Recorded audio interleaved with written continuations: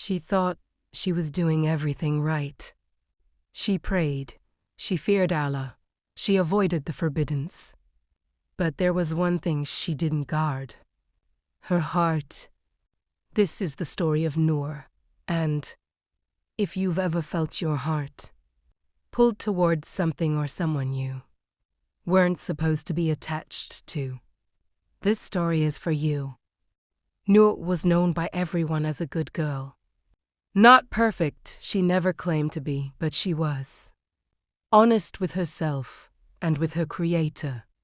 She prayed her 5 daily prayers. She feared disappointing Allah. And she stayed far away from the paths where so many young people lose themselves today. She grew up with a deep understanding of something many of us forget: that the heart is an Amanah, a trust. It doesn't belong to us to give away freely. And any wrong step, even one that seems small, can lead to a pain that lasts for years.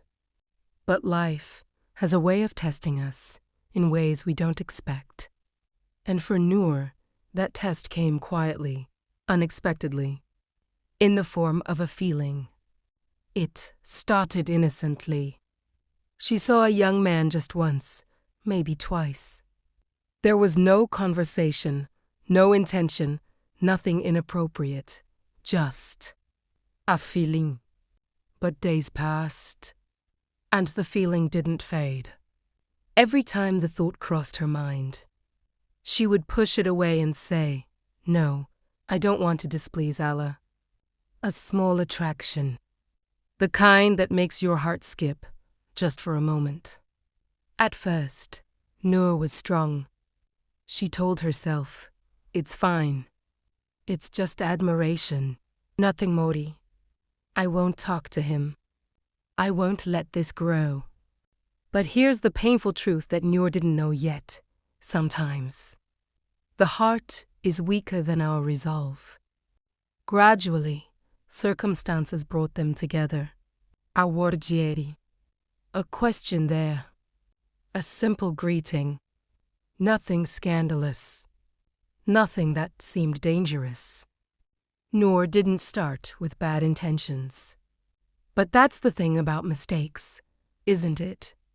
They don't always require a bad intention to happen. They just require a moment of weakness and an open door. The talking increased. What started as simple conversations became daily check-ins. Then it turned into care. Then waiting for each other's messages. Then long conversations that stretched into the night. A void inside Noor was being filled. By him, she was still. Praying, yes, she was still. Supplicating, yes, but her heart had become occupied. She would make dua, but inside that dua, there was a name other than Allah's. She always told herself, "Nothing bad is happening. I'm still a good person. I'm still praying. I haven't done anything haram." But the truth she didn't want to admit was that her heart had become attached. And attachment to other than Allah, even if it starts innocently, ends in weariness. Because the heart has only one true home. And when you place it anywhere else, it breaks. Days went by, and things didn't go the way Noor imagined. The young man changed. Not suddenly, but gradually.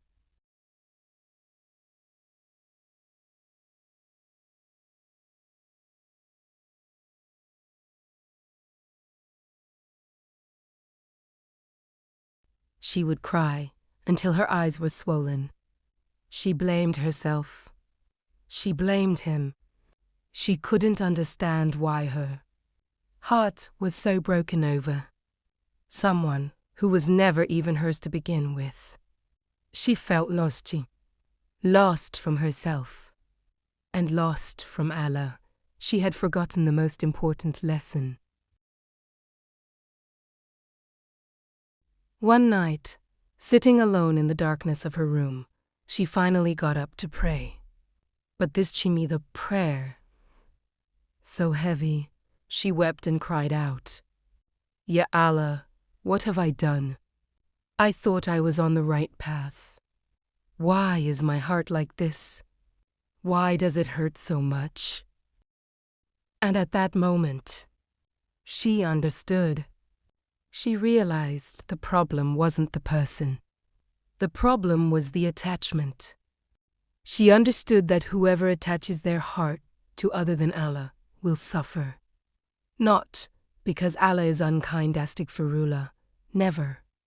But because the heart has only one true place. And if it is placed anywhere else, it breaks. Noor repented, not just with words, but with her entire soul.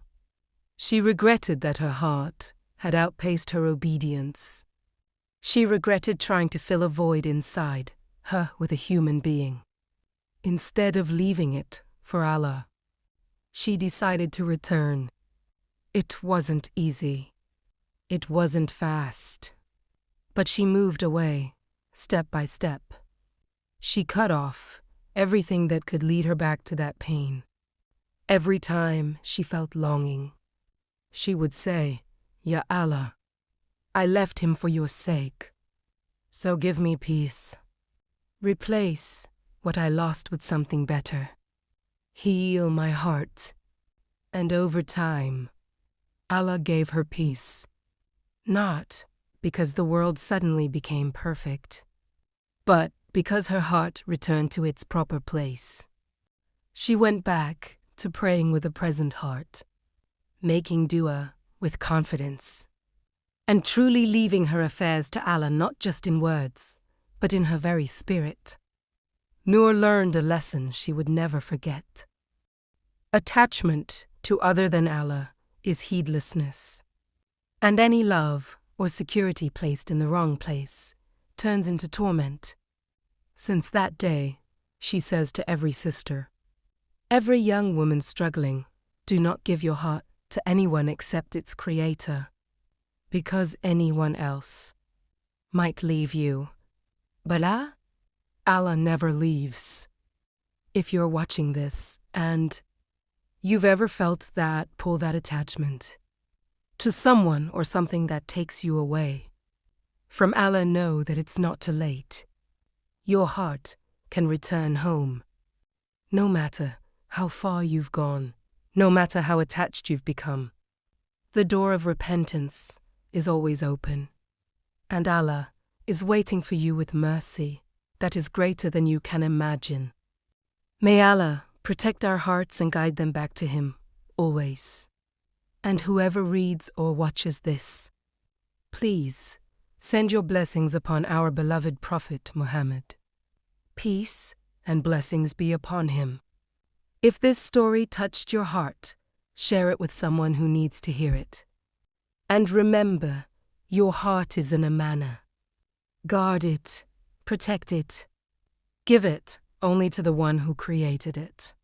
اللهم صل على محمد وعلى آل محمد.